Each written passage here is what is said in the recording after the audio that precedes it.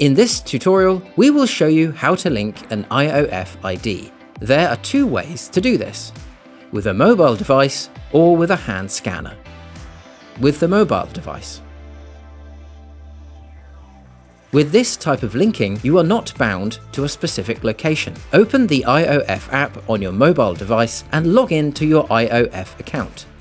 The design of the app changes from green to blue. You can now scan the IoF ID.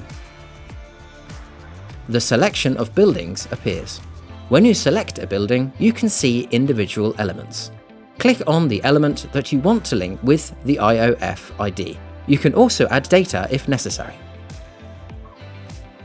Click on Link to create the link between the IoF ID and the element. The system will confirm the successful creation of the digital twin and the linking process is complete. Data can still be added and changed at any time.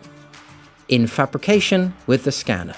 In manufacturing, open the web-based IoF Manager and log into your IoF account. Click on the required building in the menu bar under Buildings. You will find all of the unlinked elements under the tab Groups. Now select the required element type and click on Scan under Actions to create digital elements. Select the hand scanner under Scan Device.